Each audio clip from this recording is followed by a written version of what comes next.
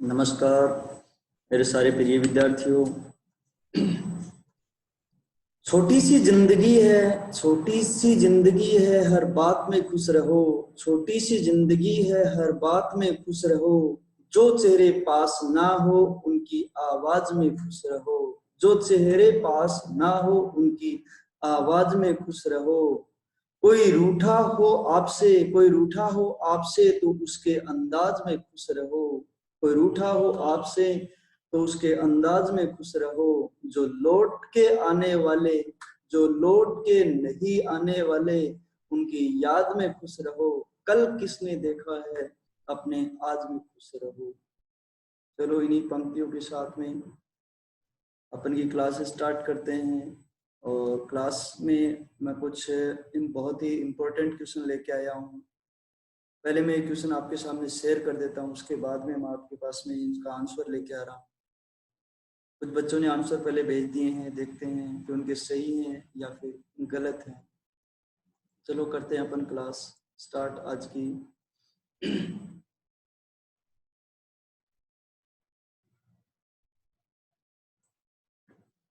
सबसे पहला आज का क्वेश्चन, सबसे पहला कंप्यूटर का नाम क्या था? सबसे पहला जो कंप्यूटर था उस कंप्यूटर का नाम क्या था? तो जो पहला कंप्यूटर था उस कंप्यूटर का नाम था एनियाक। एनियाक प्रथम कंप्यूटर था जो सबसे पहले आया था। ENIAC। ENIAC का पूरा नाम electronic numerical integrator and computer. Electronic numerical integrator and computer नाम रहा। नेक्स्ट जो अपन का जो दूसरा क्वेश्चन है वो है आधुनिक कंप्यूटर की खोज। आधुनिक कंप्यूटर की खोज सर्वप्रथम कब हुई थी? वर्तमान आधुनिक जो भारत का आधुनिक जो कंप्यूटर है उसकी खोज सर्वप्रथम कब हुई थी? तो इसका आंसर होगा 1946 में आधुनिक कंप्यूटर की खोज हुई थी। 1946 में। नेक्स्ट जो तीसरा क्वेश्चन है वो यहाँ पे ये है कि कंप्यूटर के क्षेत्र में, कंप्यूटर के क्षेत्र में महान क्रांति कब से आई है? कंप्यूटर के क्षेत्र में महान क्रांति है वो कब से आई है?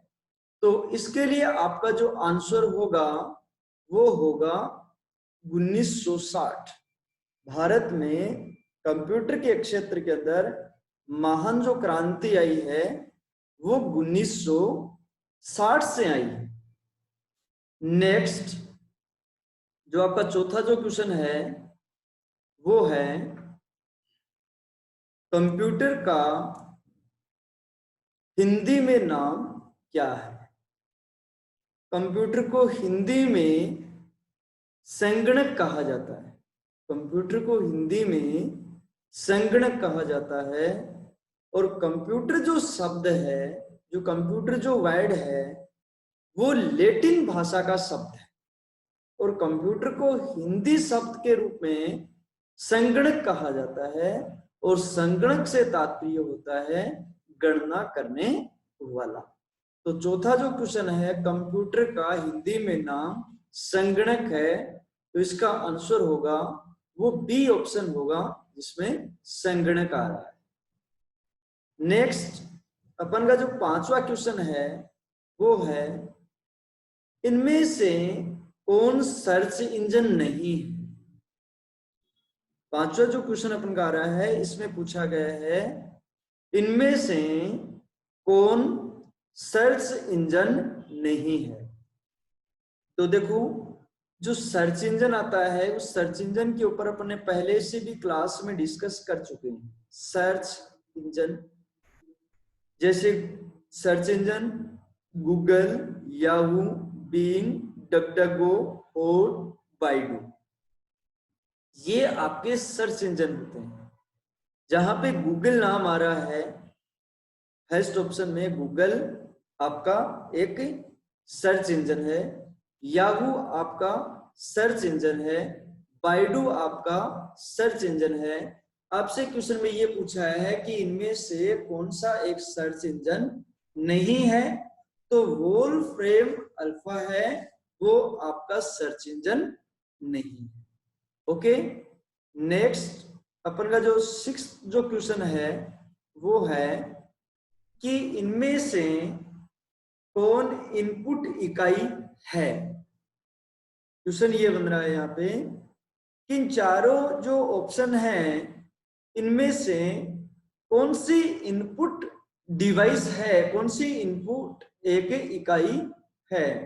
तो देखो, मैं पहले भी क्लास में आपको समझा चुका था कि इनपुट डिवाइस कौन कौन सी होती हैं, जिसमें से मैंने आपको परिभाषा के रूप में भी समझाया था कि इनपुट डिवाइस कौन सी होती हैं। इनपुट डिवाइस वे डिवाइस होती हैं जो यूजर से आदेश लेने का काम करती हैं, वो इनपुट डिवाइस कहलाती हैं। अर्थात यूजर से कुछ लेने का काम करती हैं वो इनपुट डिवाइस, और यूजर को कुछ देने का काम करते हैं वे डिवाइस आपकी आउटपुट डिवाइस होती है। वे आपकी क्या होती हैं, आउटपुट डिवाइस होती है। तो यहाँ पे क्वेश्चन ये है कि इनमें से कौन सी इनपुट डिवाइस है या फिर इनपुट इकाई है। तो फर्स्ट ऑप्शन आपका माउस है, तो माउस आपका इनपुट डिवाइस है। दूसरा आपका कीबोर्ड है, तो कीबोर्ड भी आपका क्या है, इनपुट डिवाइस है। तीसरा जो आपका आता है स्कैनर, ये जो स्कैनर है ये भी आपका एक इनपुट डिवाइस है। अब देखो यहाँ पे आपके कुछ दिमाग में हो सकता है सही बैठा नहीं होगा कि स्कैनर है वो इनपुट डिवाइस कैसे हुआ। देखो, वे डिवाइस जो यूजर से कुछ लेती है वो इनपुट डिवाइस, और जो यूजर को देती है वो आउटपुट डिवाइस। कुछ विद्यार्थियों के दिमाग में ये है कि सर स्कैनर तो देता भी है और स्कैनर लेता भी है। देता तो क्या है आपके दिमाग में ये है कि सॉफ्ट कॉपी देता है, स्कैनर है वो सॉफ्ट कॉपी कभी नहीं देता है। अब मैं आपको बता दूं कि स्कैनर क्या देता है क्या लेता है।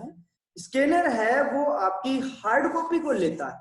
स्कैनर क्या करता है, आपकी हार्ड कॉपी को लेने का काम करता है। जैसे मैं मान लूं ये जो आप जो पेज देख रहे हैं ये आपकी हार्ड कॉपी है, इस हार्ड कॉपी को यदि मैं सॉफ्ट कॉपी में कन्वर्ट करना चाहूं तो मुझे स्कैनर की आवश्यकता होगी। ये जो पेज है, ये जो हार्ड कॉपी है, ये हार्ड कॉपी स्कैनर लेता है। स्कैनर है वो हार्ड कॉपी के डेटा को लेने का काम करती है। और मैं आपको बता चुका हूं कि वे डिवाइस जो यूजर से कुछ लेने का काम करती हैं वे इनपुट डिवाइस होती हैं। तो आपकी स्कैनर है वो हार्ड कॉपी के डेटा को लेने का काम करता है, स्कैनर देता नहीं है। आपके माइंड में ये कि स्कैनर सॉफ्ट कॉपी देता है, स्कैनर सॉफ्ट कॉपी नहीं देता है। स्कैनर सॉफ्ट कॉपी न दे करके मॉनिटर आपको सॉफ्ट कॉपी डिस्प्ले करता है। तो मॉनिटर होता है वो आपकी आउटपुट डिवाइस होती है। तो इस क्वेश्चन में ये पूछा गया था कि इनमें से कौन सी इनपुट युक्ति है, इनपुट डिवाइस है। तो यहाँ पे जो चौथा ऑप्शन दे रखा है वो है इनमें से सभी। तो ऑल अब जो आ रहा है, तीनों जो ऑप्शन है वो आपकी इनपुट डिवाइस है, तो उपयुक्त सभी होगा इसमें। नेक्स्ट जो आपका क्वेश्चन आता है 7 नंबर का जो क्वेश्चन है वो ये है कि 1 किलोबाइट कितने बाइट के बराबर होती है। अब देखिएगा मैं यहाँ पे मेमोरी की इकाई की बात करूंगा। यहाँ पे मेमोरी की इकाई, मेमोरी की जो सबसे छोटी इकाई होती है वो बिट होती है, जो 0 तथा 1 में होती है। बिट से बड़ी होती है आपकी निब्बल। बिट से बड़ी क्या होती है, निब्बल, और निब्बल से बड़ी क्या होती है, बाइट। ओके, और बाइट से बड़ी होती है केपी। ओके, अब देखिएगा आपके अच्छी तरीके से समझ में आ जाएगा कि 1 किलोबाइट अर्थात 1 KB में कितनी बाइट के बराबर होती है, कितनी बाइट होती है। इसका मतलब KB से छोटी क्या बताई मैंने, बाइट। ओके, और ये सीक्वेंस में चलती है 1024 के सीक्वेंस में चलती है। जैसे 1024 बाइट के बराबर 1 KB होता है, 1 किलोबाइट होती है। तो यहीं पे अपने का आंसर आ गया कि 1 KB के अंदर 1024 बाइट होती है। तो इसके लिए आंसर क्या हो गया, 1 नंबर ऑप्शन हो गया आपका। अब मैं यदि और आगे बढ़ा के ले चलूं आपको, तो जो KB होती है, KB से जो बड़ी इकाई होती है वो होती है आपकी MB। KB से बड़ी होती है वो क्या होती है, MB, और MB का पूरा नाम होता है मेगा बाइट। 1024 किलोबाइट के बराबर 1 MB होती है। ओके, नेक्स्ट और मैं आगे बात करूं तो 1024 MB के बराबर क्या होगी, तो 1024 MB के बराबर आपकी होगी 1 GB। क्या होगी, 1 GB। इसका मतलब GB से छोटी इकाई क्या होगी, MB होगी। और 1024 GB, 1024 GB के बराबर क्या होगी, तो 1 TB, और TB का होता है टेराबाइट। अब देखिएगा, मेमोरी की सबसे बड़ी इकाई मैं यहाँ पे बता देता हूँ, TB से भी बड़ी होती है, टेराबाइट से भी बड़ी होती है। लेकिन आपके लेवल तक यही से पूछा जाता है कि टेराबाइट से छोटी क्या होती है, टेराबाइट से छोटी होती है गीगाबाइट, और गीगाबाइट से छोटी क्या होती है, मेगाबाइट, और मेगाबाइट से छोटी क्या होती है, किलोबाइट, और किलोबाइट से छोटी क्या होती है, बाइट, और बाइट से छोटी क्या होती है, निब्बल, और निब्बल से छोटी क्या होती है, बिट। ये आपका क्या हो गया डिसेंडिंग ऑर्डर में। और असेंडिंग ऑर्डर में बोलूं तो बिट, बिट से बड़ी निब्बल, निब्बल से बड़ी बाइट, बाइट से बड़ी केबी किलोबाइट, और किलोबाइट से बड़ी मेगाबाइट, और मेगाबाइट से बड़ी गीगाबाइट, और गीगाबाइट से बड़ी टेराबाइट। यहां से क्वेश्चन भी निकल सकता है, लेकिन यहां से केवल यही पूछा गया आपसे कि 1 किलोबाइट में कितनी बाइट होती हैं, तो 1024 बाइट यहाँ पे होती है। नेक्स्ट जो आपका 8 का जो क्वेश्चन है वो है, क्वेश्चन 8 का जो क्वेश्चन आ रहा है वो ये है कि 1 MB कितने बाइट के बराबर होती है। यही देखो मैंने आपको समझा के निकला हूं अभी कि 1 मेगाबाइट के बराबर क्या होगी, MB से छोटी क्या होगी, KB होगी, अर्थात 1024 KB। यहां पे इसका आंसर आ जाएगा, 1024 KB के बराबर 1 MB होगा। नेक्स्ट जो आपका 9वां जो क्वेश्चन है वो ये है कि कंप्यूटर में प्रयुक्त आईसी चिप, कंप्यूटर में जो प्रयुक्त होती है आईसी जो चिप बनती है, इंटीग्रेटेड सर्किट जो चिप बनती है वो किसकी बनती है, कंप्यूटर में प्रयुक्त आईसी चिप किससे बनती है। तो मैं यहाँ पे इसका आंसर होगा वो 4 नंबर का ऑप्शन होगा, और वो होता है सिलिकॉन से। सिलिकॉन से बनी होती है आईसी चिप। 10 नंबर का जो क्वेश्चन है वो ये है कि इंटरनेट के पते में पद, इंटरनेट के पते में पद HTTP का सही विस्तृत रूप क्या है। क्वेश्चन ये है कि HTTP का विस्तृत रूप क्या है, तो HTTP का होगा hyper text transfer protocol, hyper text transfer protocol. जो आपको 4 नंबर ऑप्शन पे दिखाई दे रहा है वही आंसर होगा hyper text transfer protocol. Next 11 number का जो क्वेश्चन है वो ये है कि किसी कंप्यूटर के प्रोग्राम में बच्चों द्वारा प्रयुक्त भाषा प्राय कौन सी है। अच्छा क्वेश्चन है, बहुत इंपॉर्टेंट क्वेश्चन यहीं से निकला है। किसी कंप्यूटर के प्रोग्राम में बच्चों द्वारा प्रयुक्त भाषा प्राय कौन सी है। जो बच्चे होते हैं 6th 7th 8th क्लास में एक बड़ा टॉपिक भी इनका चलता है, किसी कंप्यूटर के प्रोग्राम में बच्चों द्वारा प्रयुक्त भाषा प्राय कौन सी होती है, तो वो जो भाषा होती है वो होती है लोगो। एक लोगो एक ऐसी भाषा है, एक ऐसी लैंग्वेज है जो बच्चों के द्वारा यूज में ली जाती है। छोटी क्लास के जो बच्चे होते हैं वहीं से प्रोग्रामिंग सीखना स्टार्ट कर देते हैं। नेक्स्ट जो आपका 12 नंबर का चैप्टर है वो ये है कि इनमें से कौन सी ऑप्टिकल मेमोरी है। निम्न में से कौन सी ऑप्टिकल मेमोरी। पहली बात तो मैं आपको ये बता दूं कि कंप्यूटर के अंदर मेमोरी कितने प्रकार की होती है। समझ लीजिएगा, कंप्यूटर के अंदर मेमोरी कितने प्रकार की होती है। एक होती है case memory, primary memory, register memory और आपका secondary memory. Case memory, primary memory, register memory, secondary memory, ये 4 प्रकार की कंप्यूटर के अंदर मेमोरी होती है। जब अपन का टॉपिक आएगा मेमोरी का उस टाइम पे अपन गहनता से अध्ययन करेंगे, लेकिन यहाँ पे मेमोरी 4 प्रकार की होती है। सेकेंडरी मेमोरी है वो स्थिर मेमोरी होती है, जो कंप्यूटर सिस्टम के अंदर जो डेटा रहते हैं, जो स्टोर होते हैं, वो सेकेंडरी मेमोरी के अंदर डेटा स्टोर होते हैं। कंप्यूटर की जो अस्थायी मेमोरी होती है, क्वेश्चन पहले दे चुका हूं मैं कि कंप्यूटर की जो अस्थायी मेमोरी होती है वो आपकी रैम होती है। और ये पूछ दे कि कंप्यूटर की स्थायी मेमोरी कौन सी होती है, तो रोम होती है। क्या होती है, रोम। ओके, अब देखिएगा यहां पे क्वेश्चन क्या था कि निम्नलिखित में से कौन सी एक ऐसी मेमोरी है जो ऑप्टिकल मेमोरी, जो ऑप्टिकल मेमोरी है। और ऑप्टिकल मेमोरी है वो है आपकी सीडी रोम। तो सीडी रोम आती है वो आपकी ऑप्टिकल डिस्क की श्रेणी में आती है। देखो ज्यादातर जो स्टोरेज जो डिवाइस होती हैं उनके अंदर मैग्नेटिक यूज में ली जाती है।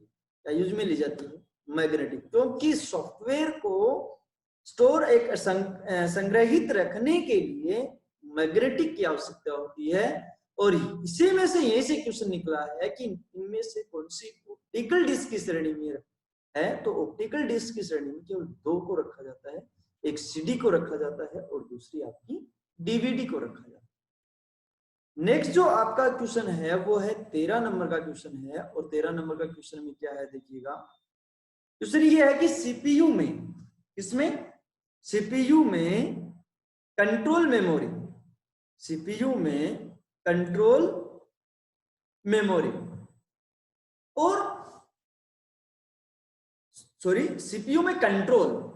देखो यहाँ पे क्वेश्चन की जो लय है वो थोड़ी अलग है, समझना पड़ेगा अपन को। सीपीयू में कंट्रोल कोमा मेमोरी, एक तो कौन सी कंट्रोल, दूसरी मेमोरी, और तीसरा कौन सा यूनिट होता है। देखो यहीं से क्वेश्चन बहुत ही इंपॉर्टेंट क्वेश्चन निकल रहा है। यहां से क्वेश्चन ये भी बन सकता था कि ऐसी कौन सी सीपीयू का हिस्सा नहीं है, सॉरी सीपीयू का कौन सा हिस्सा नहीं है, सीपीयू का कौन सा हिस्सा नहीं है। फर्स्ट ऑप्शन दे देता सीयू, दूसरा ऑप्शन दे देता एमयू, तीसरा ऑप्शन दे देता एएलयू और चौथा ऑप्शन दे देता सीपीयू। जबकि ये क्वेश्चन आया हुआ है प्रतियोगिता परीक्षा के अंदर, कई बार ये क्वेश्चन अपने सामने आया है, मैं वैसे ही बना रहा हूं कि इनमें से कौन सा एक सीपीयू का हिस्सा नहीं है। फर्स्ट ऑप्शन एमयू, सीयू दूसरा और एएलयू तीसरा और चौथा सीपीयू। कौन सा भाग है वो सीपीयू का नहीं है, तो यहाँ पे सीपीयू का हिस्सा है वो एमयू नहीं है, मेमोरी यूनिट होती है वो सीपीयू का हिस्सा नहीं। अब देखिएगा यहाँ पे कंट्रोल अर्थात सीयू की बात चल रही है, किसकी बात चल रही है, सीयू कंट्रोल यूनिट की बात चल रही है।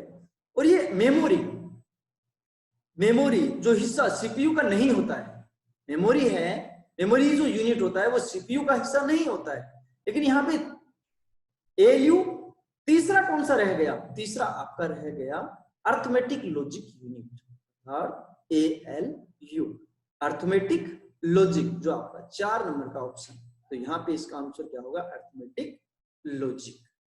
ओके, क्योंकि सीपीयू अपना स्वयं का सीपीयू हिस्सा होता है, जबकि सीयू कंट्रोल यूनिट सीपीयू का हिस्सा होता है, एएलयू सीपीयू का हिस्सा होता है, लेकिन एमयू होता है मेमोरी यूनिट होता है, वो सीपीयू का एक हिस्सा नहीं होता। नेक्स्ट जो 14 नंबर का जो क्वेश्चन है वो देखते हैं। सीपीयू के एएलयू में होते हैं, अच्छा क्वेश्चन, बहुत ही अच्छा क्वेश्चन। कि सीपीयू के एएलयू में होते हैं। क्या होते हैं एएलयू के अंदर, क्या होते हैं? सीपीयू का जो एएलयू होता है, एक सीपीयू छोटा सा होता है जिसके अंदर एएलयू और सीयू का कार्य होता है। ये बोल रहा है कि इस एएलयू में कौन सा भाग होता है, तो वो होता है रजिस्टर। क्या होता है? रजिस्टर का भाग।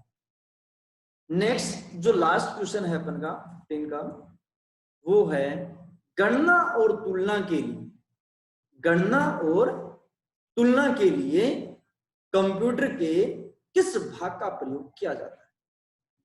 गणना और तुलना समझ में आ गया होगा सर। गणना किससे, और गणना और तुलना के लिए कंप्यूटर के किस भाग का प्रयोग किया जाता है, तो समझ गए होंगे।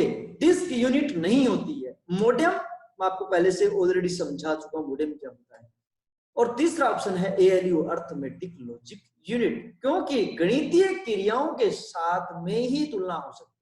तुलना करेंगे तो एएलयू, गणना या फिर किसी भी प्रकार की तुलना, वो एएलयू की मदद से करें। तो आज के साथ में अपने 15 क्वेश्चन लेके आए। 15 क्वेश्चन के साथ साथ में जितने भी ऑप्शन बने थे, जहां से क्वेश्चन निकलने की संभावना थी, उन पॉइंटों को भी मैंने यहाँ पे सरलता से आपको समझाया है। तो ये मत मान के चलिएगा कि अपने 15 क्वेश्चन ही हुई है, 15 क्वेश्चन के साथ में अपने विस्तृत और भी अध्ययन किया है, जहाँ पे ऑप्शन अपन को मिला, जहाँ पे समझाने का, जहाँ पे भी जरूरत रही उस आसानी से मैंने आपको समझाया है। चलो आज की क्लास में इतना काफी है। लास्ट में आपसे मैं यही मैसेज देना चाहूँगा कि इस वीडियो को ज़्यादा से ज़्यादा आप अपने साथीगण के साथ में शेयर कीजिएगा, सब्सक्राइब कीजिएगा। और आपसे रिक्वेस्ट है कि आप जहाँ भी क्वेश्चन देखते हैं तो तुरंत आप अपने कमेंट बॉक्स में ज़रूर दीजिएगा कि आपका क्वेश्चन कैसे हैं कैसे नहीं। चलो धन्यवाद। आपके लिए क्लास में विराम चाहेंगे।